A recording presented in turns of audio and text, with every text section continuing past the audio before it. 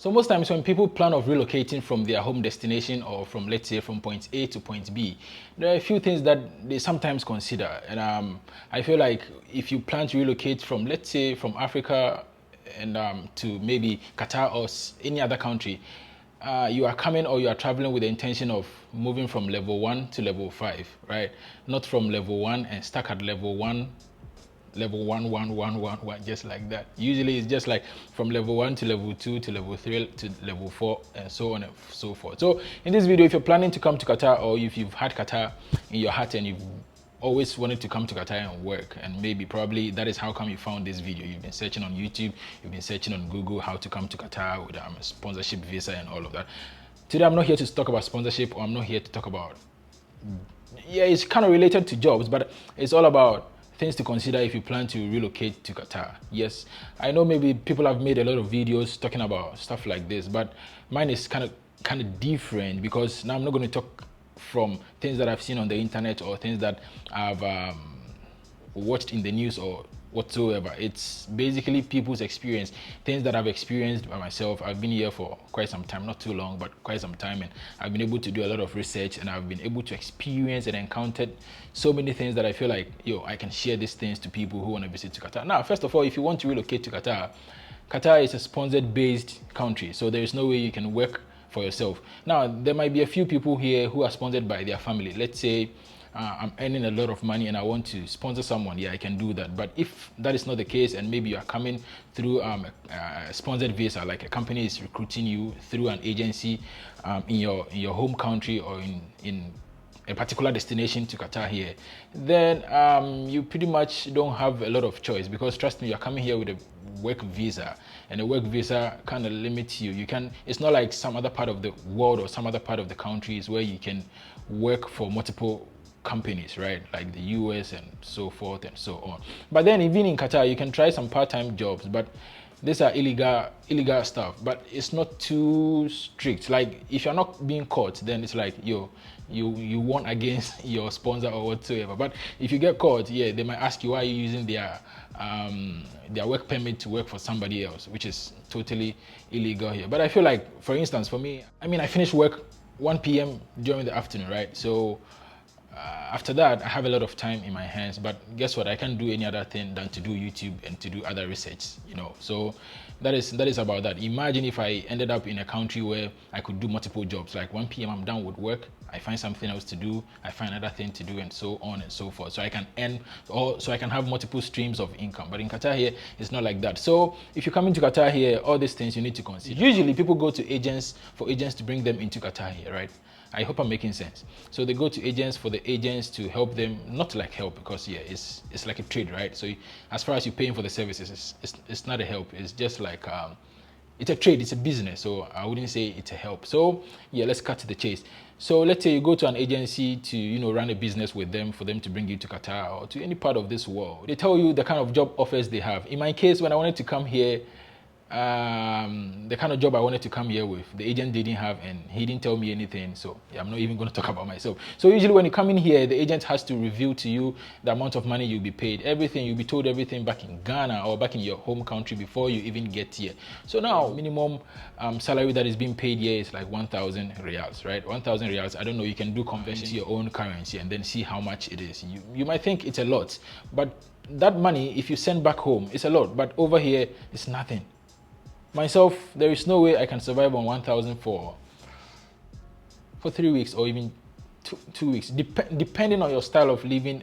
But look at me, I don't wear anything fancy, I don't wear anything, like I don't buy anything, but yet my money is still not enough for me. So that is what I'm saying. So I'm reading, it says the current minimum wage in Qatar is 1,800 per month in 2023. So it became valid on March 2021. So there's a breakdown. So this is how it goes. Per month, your basic is 1,000, housing allowance is 500 per month, and food allowance per month is 300. Trust me, there is nowhere in Qatar here where you can get an apartment or an accommodation for 500. But yeah, I understand, because usually when these companies are bringing you on board or when they are recruiting you, they have their own apartment and their own accommodation. So if you come here and the company is paying you 1,000, and again they are giving you food, like free food and free accommodation, still not enough because it's expensive over here. So sometimes I feel like most of these offers, you need to look through them. You need to ask people. If you have a relative over here and you can ask them to run you through like how expensive Qatar is. If you go onto the internet is just to please the country itself. I'm not gonna lie. If you're selling yourself to the world, what is wrong with my eye? It keeps glitching, you know. If you're selling yourself to the world, there's no way you're going to sell bad things about you. This is just like presenting yourself, put yourself out there. You get my point. So they are not going to tell you like you cannot spend 1,000 in Qatar cannot buy you anything. You know, so you just need to don't feel like you are so depressed you want to travel. Trust me, Qatar can be 10 times depressing than maybe you are depressed in your country. The only thing is that over here your job is secured, right? So but even with that, it's not like secured. Shit could happen. You could wake up the next day. I know a few people, Abdurrahman, sorry for mentioning your name, but yeah, there's this friend of mine. He told me that his company is sending him back home. Now he came here for a 2 years contract. He's only finished 1 year and 4 months, but now his company wants to send him back to Ghana. He doesn't want to go back because on the contracts or the agreement he went with the company, it was stated that he has to be here for 2 years, right? So, but then again, this contract, sometimes I feel like in as much as you are signing it or it's just like an agreement, the company can fuck you up anytime, right? The company can fuck you up anytime. For example, the company says after every 2 years, you are entitled to air ticket, right? So air ticket to your home country. Okay, after 2 years, I don't want to go back to my home country, but I still need my tickets money or I still need my air tickets money. Guess what? Most of these companies will not give you. So sometimes the kind of contract you sign back home before you even get here are sometimes BS, you know, like they are full.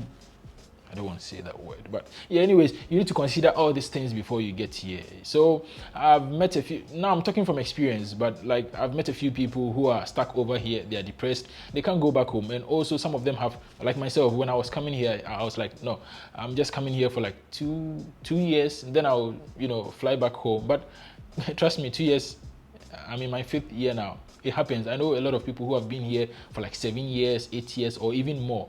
None of these people came to Qatar with the intention of coming to stay here for like 6, 7 years or whatsoever. It's just about the situation. When you get here, you need to. So sometimes you sit down and you analyze, like with all the years that I've been here, all the monies that I've been able to receive from my company, what did I do with all this money? You keep thinking. But then again, you realize, okay, you've sent some money home. But then again, if you sit down to like properly analyze, you know that, no, even with the number of years that I've spent here and the kind of money that I've sent or the kind of projects that I've done home, it still doesn't tally. They don't match. It's like you've spent much of your money over here. So that is why sometimes others like they just take the chance of just leaving, because if you stay here, there's nothing good for you. And if you go home also, there's nothing good for you. It's just like there's nothing new here. Some of these things you really need to consider them. Qatar is expensive. Make sure don't just feel like, okay, you just want to travel. Listen, don't just have plan B. Qatar shouldn't be your only option. If you really want to do, because I know now it feels like Qatar is like one of the easiest country to visit. That is why a lot of people are coming here. It's easy if you have the right job and you have the right salary. Trust me, you can have fun over here. A lot of people here who are in the labor city, they are working, but trust me, they're not happy. They are working as cleaners and stuff like that. But sometimes when I listen to them, I'm like, bro, how much did you pay? And sometimes I blame them. Sometimes I don't blame them as well, because they're desperate. Africa is messed up right now. Everyone wants to, jackpot. Everybody wants to run away from their homeland to a better place where they can be able to make it themselves and come back home to take care of family or build their own families. But then again, Qatar here, it depends. It's either you come here, you go stingy on yourself, then you send all your money back home. Listen, I had this friend over here. He's been working as a security and he's been here for 2.5 years. And all this while, he's bought maybe like 2 shirts. Yeah, just 2 shirts. That is the only money he's really, really spent on himself. Like just 2 shirts, like 35 reals. No, like 50 reals for 3, right? Or 50 riyals for two.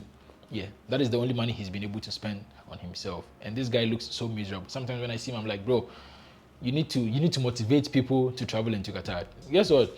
If I was making this YouTube video looking all scanty and looking like like someone who is going to die tomorrow, sometimes taking advice from people, just look at them, look at their background, look at them physically and mentally. Are they okay? They're advising you to come to Qatar. Are they even looking well? That is the main thing. So this guy, I'm like, I understand that maybe he's not, here to please anyone. He's here to hustle, grind, and get that money and bounce back home. So he doesn't even care about what he wears over here. But yeah, he's done some amazing job for himself. I've seen that he's putting up a few projects back home. So it makes sense. You build everything back home, and over here you just do the regular food, just rice. This cheap rice over here with a lot of carbohydrate. They give you some, Anyways, now on to hire card. People keep asking if they can come to Qatar with hire card and still get a job. I'll keep saying this. If you know of any single person who has been able to come to Qatar with a tourist visa or a hire card and has been able to secure themselves a job, just let me know in the comment section, or just send me a direct message on Instagram or Facebook, so I can ask them. I can go to them and be like, yo, help me, teach me how you did this, because I want to know. It's not possible. You cannot come to Qatar with a tourist visa and convert it into a work permit. You can come to Qatar, get a job, let the company get you a visa and a return ticket, right? So you go back home and then you can come back. But don't get a visa, or even don't let the company tell you, okay, let's say you secure yourself a job, right? Don't think of exiting the country and waiting for the company to send you the visa and the tickets before you join us back in Qatar. Let the company prepare everything for you. Like, everything should be set. Everything should be done. And also, now if you're planning to travel, make sure you have all these requirements, like especially from Africa. I know we kind of have the same requirements and things that are needed to proceed with your traveling processes and everything. You need your passports, which should be valid to its expiry date, like 6 months at least. Get yourself all the requirements. You can even check on Google. Yes, please. Sometimes you need to do yourself some research. Invest in yourself. Spend time yourself. Don't just go asking people. Imagine if you trust what you see by yourself. Like, sometimes you need to be knowledgeable by yourselves, right? That is all about that. Anyways, my name is Maleek Sterling. Did I even do an intro? Yeah, if you're new on this channel, kindly make sure to subscribe. If you have any question, feel free to leave them in the comment section. I know some of you want to ask personal questions and you don't want to leave them in the comment section. That's also fine. You can just DM me on Instagram at Maleek Sterling, Facebook Maleek Sterling, all the social media. Just type Maleek Sterling, I'll be there. Even if you go Google and you go to Google and you type Maleek Sterling, I'm still going to be there. Anyways, see you, and I love you all. Don't forget to subscribe. Stay safe. And if you happen to be in Qatar, you're watching this video, you're in Qatar, you want us to link up, just let me know. And yeah, that's all. Peace.